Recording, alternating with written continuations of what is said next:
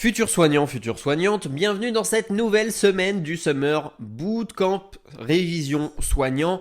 On va parler aujourd'hui et cette semaine de la communication avec notre patient et je ne veux pas vous rappeler les bases de la communication, pourquoi c'est important et autres, mais je veux rentrer directement dans des techniques de communication que vous devez connaître, que je vous rappelle afin que vous puissiez les pratiquer et vous améliorer directement sur le terrain après. Parce que lorsqu'on parle de communication, les connaissances et la théorie, c'est très bien. Cependant, il faut absolument pratiquer sur le terrain, d'où l'importance des stages dans nos formations de soignants.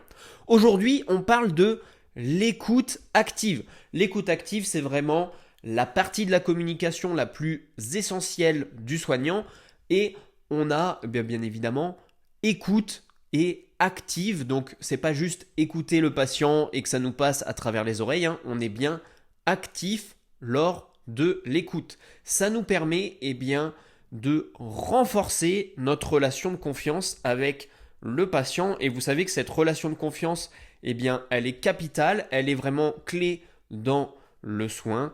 Et c'est vraiment toute la communication qui va nous aider à créer cette relation de confiance et qui va nous permettre simplement de bien soigner nos patients.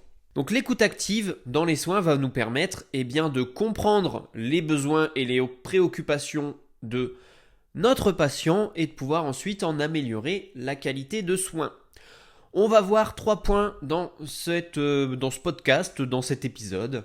En premier, l'importance de l'écoute active dans les soins.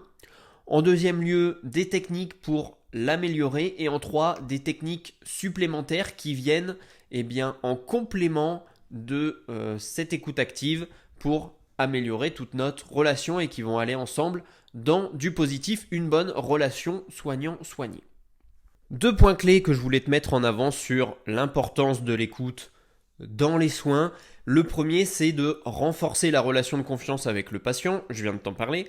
Donc en fait, tu vas pouvoir créer grâce à ça un environnement où le patient se sentira en sécurité, il se sentira respecté, il se sentira compris. Donc les bénéfices de cette écoute et de cette relation de confiance que tu vas créer, le patient sera plus enclin à partager des informations importantes avec toi, à partager des choses personnelles, à partager des choses toujours pour aller dans le sens bien évidemment du soin, mais qu'il ne t'aurait pas livré en temps normal si tu n'avais pas établi cette relation de confiance par l'intermédiaire de l'écoute. Le patient peut aussi être plus enclin à suivre et respecter les recommandations médicales, à la fois les tiennes, mais aussi celles de l'ensemble de l'équipe médicale pour le coup. Et le deuxième point, c'est l'amélioration de la qualité des soins qu'on va pouvoir apporter aux patients grâce à une meilleure compréhension que tu vas avoir des besoins de ton patient. Donc l'écoute active va permettre de recueillir des informations précieuses à la fois sur les symptômes, les préoccupations que le patient peut avoir suite à son internement, on va dire, suite à son entrée, et également les attentes de celui-ci quant à son séjour potentiellement, donc là je vous prends des exemples, un séjour dans votre établissement. Et notamment, ce recueil d'informations va pouvoir vous permettre d'ajuster par exemple vos thérapeutiques. Par exemple, si vous avez un patient qui vous parle de douleurs inhabituelles ou bien qui vous fait un retour sur les effets secondaires ou sur une réaction à un traitement, vous allez pouvoir réajuster celui-ci. Alors vous avez des patients qui par exemple pour la douleur généralement n'en parlent pas, ils disent toujours qu'ils n'ont pas mal. Cependant, ils peuvent se livrer plus à vous lorsque vous êtes vraiment à l'écoute, lorsqu'ils ressentent toute cette bienveillance du soignant que permet l'écoute active et la relation de confiance qu'on va établir. On va aussi pouvoir améliorer la qualité de soins à travers des diagnostics plus précis grâce aux informations du patient, un traitement mieux adapté à celui-ci, à la fois à ses besoins mais aussi à ses attentes, et avoir une satisfaction du patient à la fin de son traitement, à la fin de sa prise en charge, etc.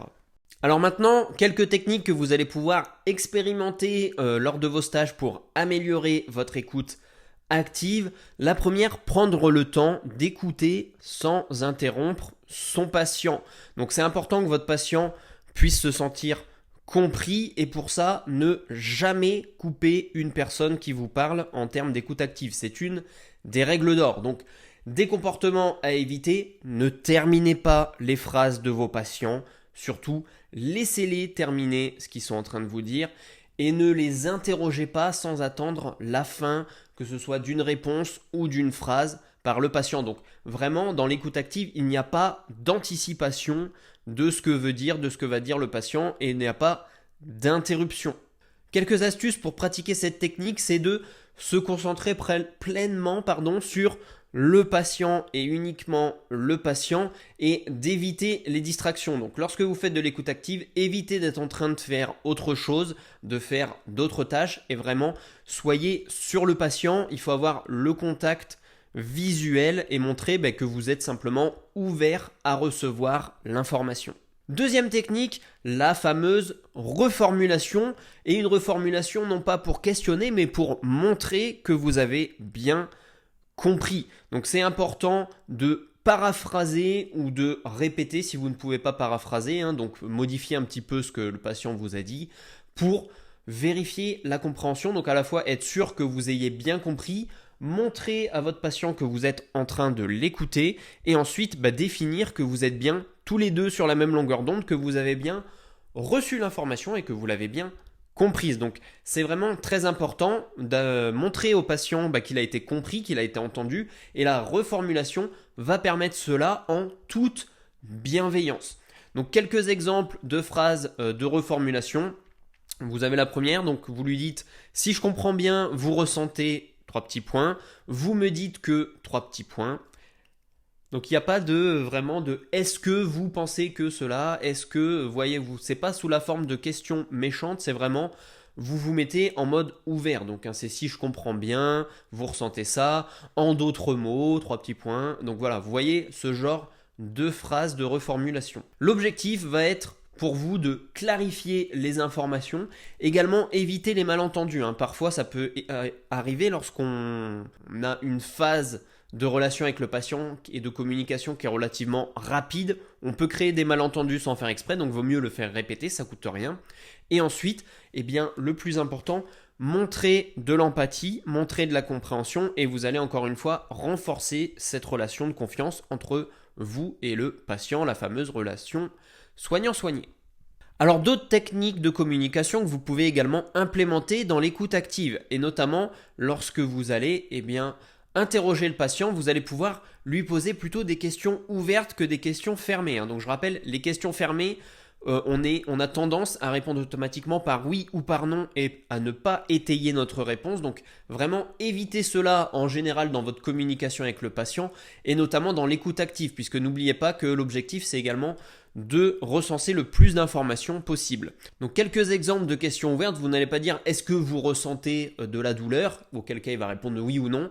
Vous pouvez lui poser pouvez-vous me parler de vos symptômes, comment vous sentez-vous depuis le début de votre traitement et il sera amené à lui déjà vous donner les premiers symptômes qu'il ressent, mais également il aura tendance à vous en donner plusieurs. Si vous en donne qu'un, vous lui dites est-ce qu'il y en a d'autres, est-ce qu'ils sont un peu plus faibles, etc., etc. Donc vraiment, encouragez le patient à vous fournir des réponses détaillées et étoffées.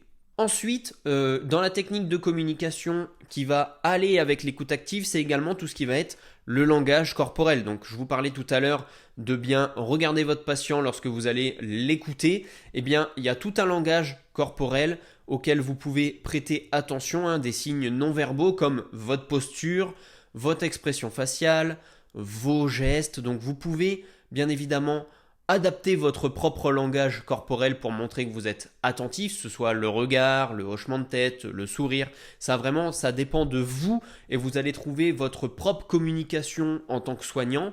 Mais vraiment, c'est important d'être là à la fois avec l'écoute, avec le cerveau, mais aussi avec le corps et de le montrer à votre patient. Et ça va encore une fois l'encourager à vous donner plus d'informations, à se sentir plus en sécurité. Donc voilà, je vous encourage à pratiquer régulièrement ces techniques pour devenir de meilleurs soignants, pour améliorer votre expérience. Vous verrez qu'au fur et à mesure, vous serez à la fois de plus en plus à l'aise, mais aussi vous ferez ça de façon très naturelle et vous allez pouvoir avoir une communication soignant-soigné très efficace, des résultats très efficaces dans vos soins et dans votre communication avec le patient. On se retrouve dès demain pour un nouveau sujet. C'était Geoffrey. Ciao.